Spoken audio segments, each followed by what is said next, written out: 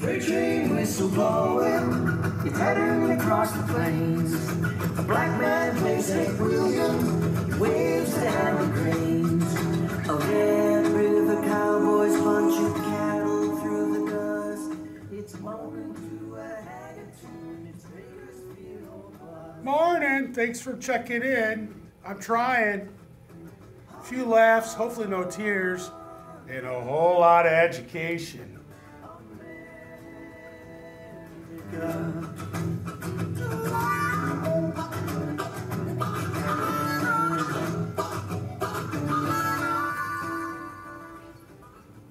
I'm giving you a chance to look at this graphic organizer. Hopefully you can see it at home. Looks pretty good.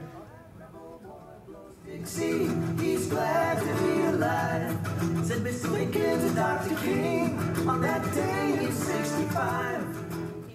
The French and Indian War, gotta know it. England versus France. England wins. France is kicked out. We do know Quebec will remain French. The Enlightenment. Without it, there's no America. This belief in logic and reason and natural rights. The First Great Awakening. Religious toleration. New religious sects are born. It's the traveling tent. The big tent will go to you. Any of these other questions, check in with the man here.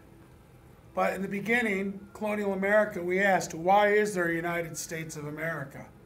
And we know why. We wanted democracy. So we get to the American Revolution. Can you hear the sunny boy? And the blues keeps on traveling down every lonesome road. The Enlightenment shows up again. Thomas Jefferson, Benjamin Franklin, George Washington, and of course, Thomas Paine.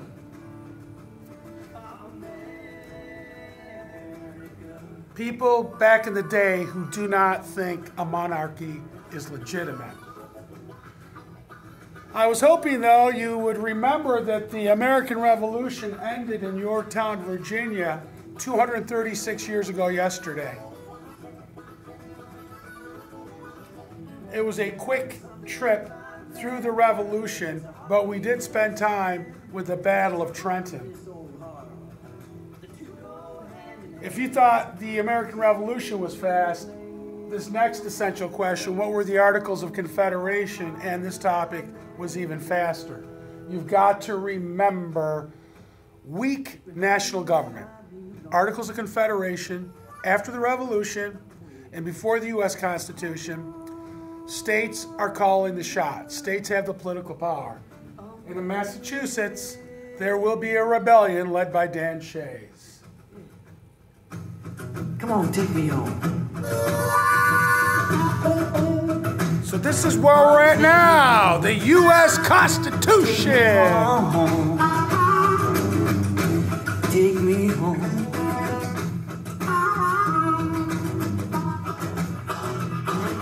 The convention is in Philly, just like the Continental Congress, the Confederation Congress, and now the Constitution Congress. It's in Philadelphia. Washington is president of the convention, but he's a figurehead.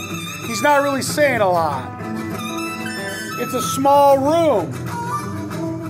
Nobody's divided up. They're all lumped together, all these lawyers and doctors and generals and political types. They're trying to hash out a new government to replace the Articles of Confederation for a new democracy.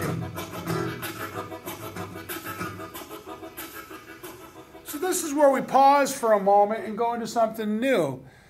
Make sure mom and dad and grandpa and grandma, everybody's around, hopefully the dogs and the cats. Center, left, and right. Where did this come from and what does it mean? As previously stated, At Philly, we're all bunched in one room. We're not divided up. So for the center, left, and right, we go to Paris in the National Assembly.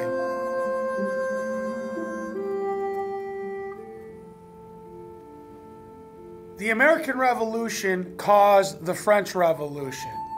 The French saw what the Americans did, and most of the French agreed, let's get rid of a king and have a constitution and democracy.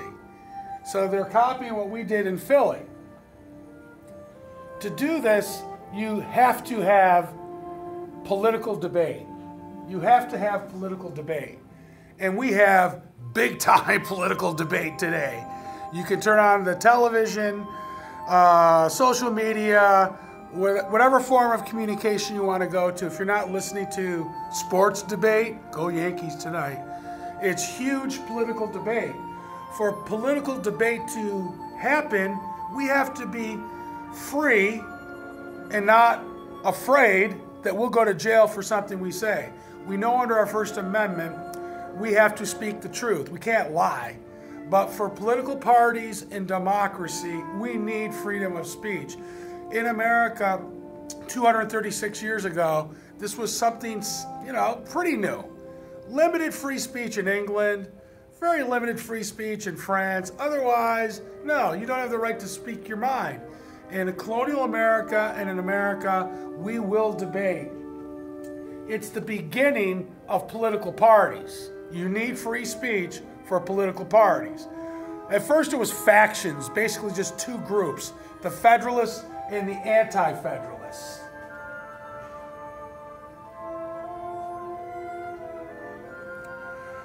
We got into the cheesy music and we're going to stick with it.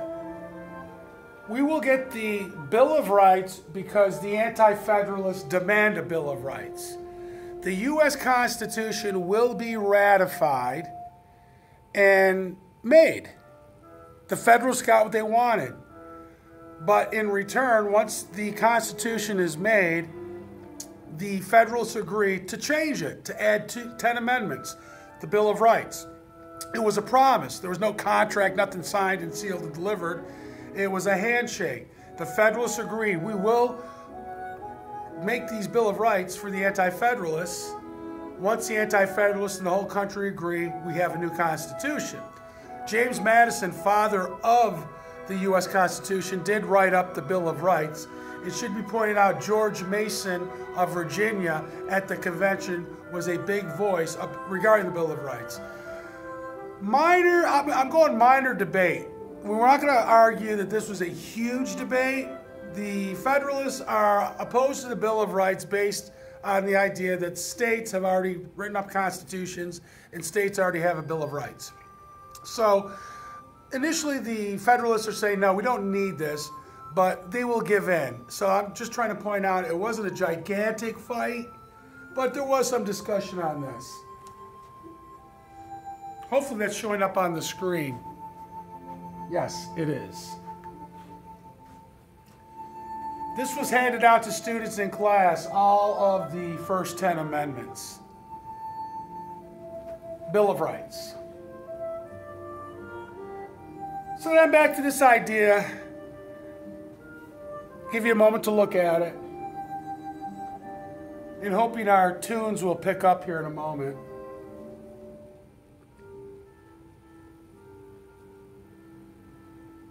The French swear we're not leaving Paris until we make a new constitution for France. This is called the Tennis Court Oath. You may be familiar with this guy Robespierre because he will hijack the French Revolution. And instead of democracy, he is going to bring chaos. And it will be Napoleon in the end who's going to settle things down. But that's for a different day. We're now at the National Assembly, and the delegates are all sitting according to their political beliefs. So they're debating what form of government and constitution will France have. They had an absolute monarch, which means the king was basically a dictator.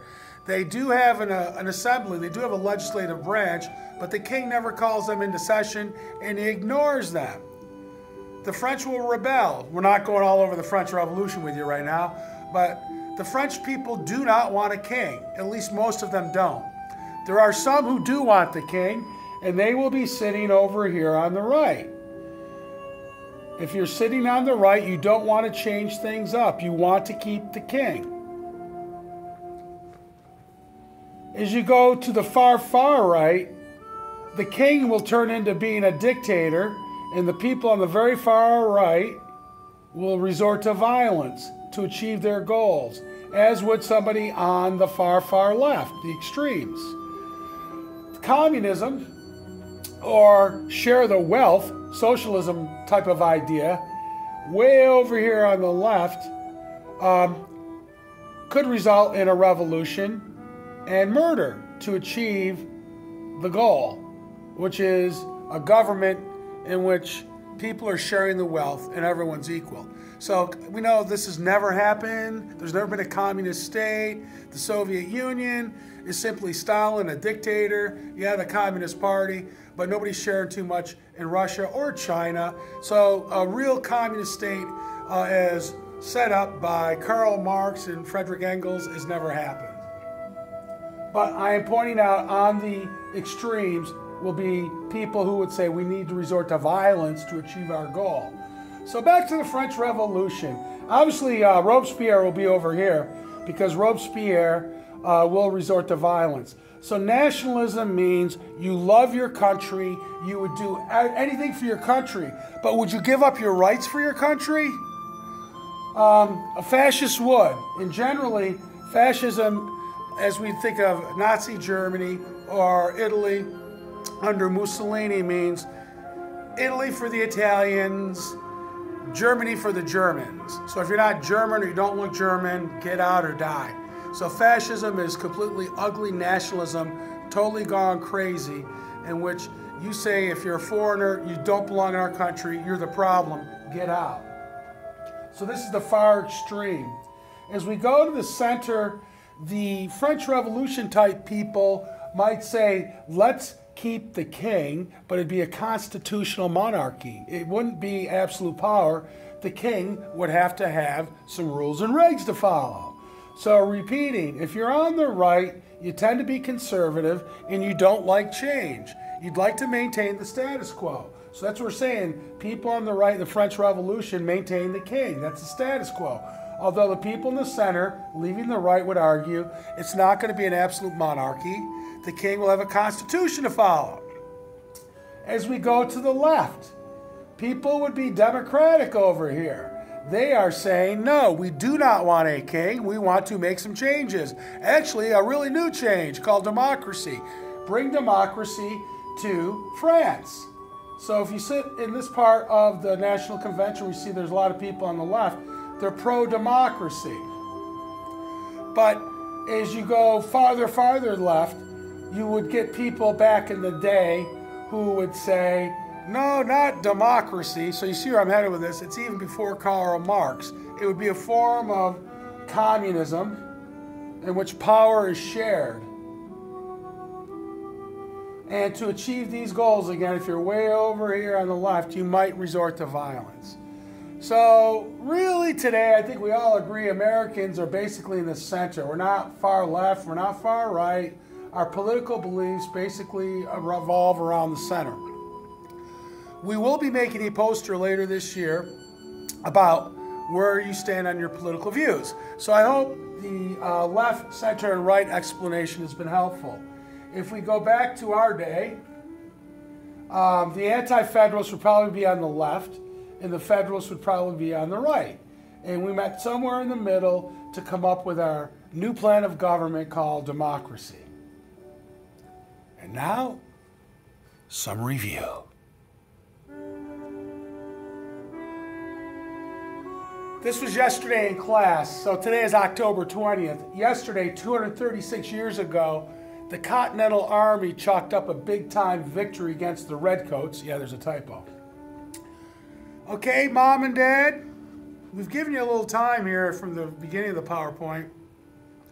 Where was the final big battle of the American Revolution in which Cornwallis surrenders? Cornwallis, General Lincoln. This is the Battle of Yorktown. Washington was not at the Battle of Yorktown for this, I think it was like 3-week siege. I'd have to double check it. But the Battle of Yorktown is ongoing. And for most of the action, Washington wasn't in charge. General Lincoln was. Washington will come down for the end of the battle, and when Cornwallis surrenders, because Washington is so cool, he tells Lincoln, you will accept the sword. You were here for most of the battle. And that's Lincoln accepting the sword from Cornwallis. So the final big battle of the American Revolution was Yorktown.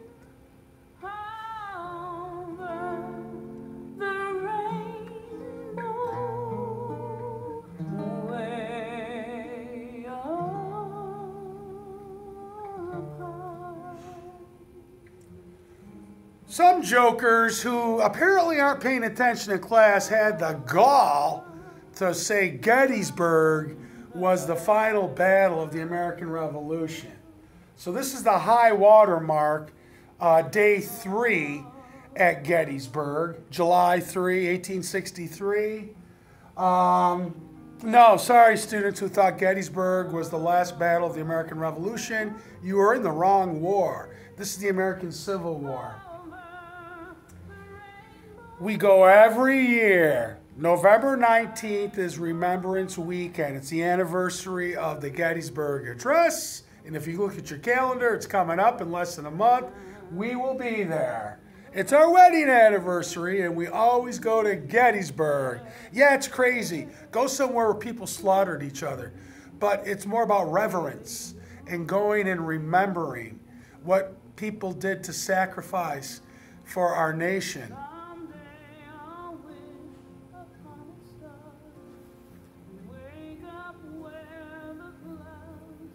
We watched The Crossing. So if you could not tell me the answer to this question for the Battle of Trenton, I was definitely disappointed. But most of the people in class got it right. He's crossing the Delaware River. And this picture is inaccurate because there's no flag at this time, Christmas 1776. We don't have a flag yet. And Washington was not at the front of the boat. He was sitting down as far as we know. And we're not sure how much ice was actually in the Delaware River, but in the Battle of Trenton, which is really important to me that you know about this battle because it's so crucial. We're crossing the Delaware River. It's a victory for the Patriots. And it's a complete moral booster for democracy and people in America who think we can't win the revolution.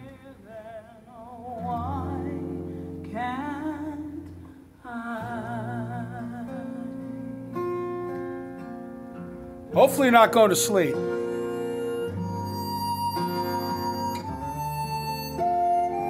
Have you had enough time now to look this question over? Can you tell me somebody else besides Jefferson who worked on the Declaration of Independence?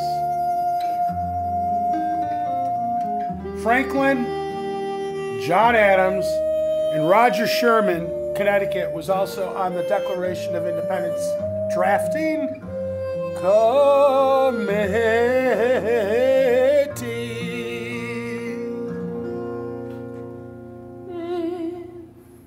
Happy little bluebirds fly beyond the rainbow. Why? Who proposed a great compromise? It's the Connecticut Plan. I hope you remember this one. Roger Sherman. Roger Sherman of Connecticut saves the convention with his great compromise in which big states and small states will be satisfied.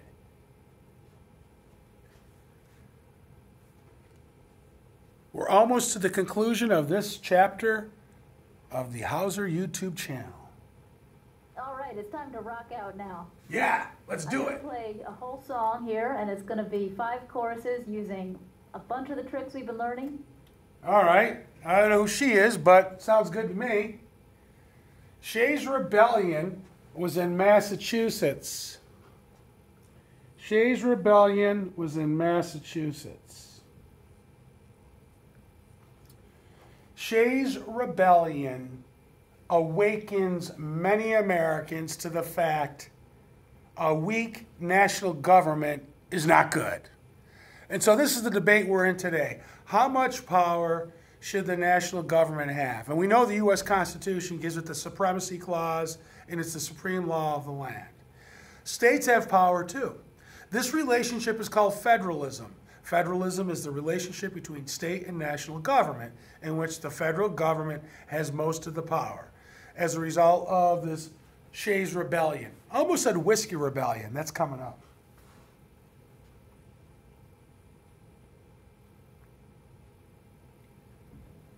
Peace out.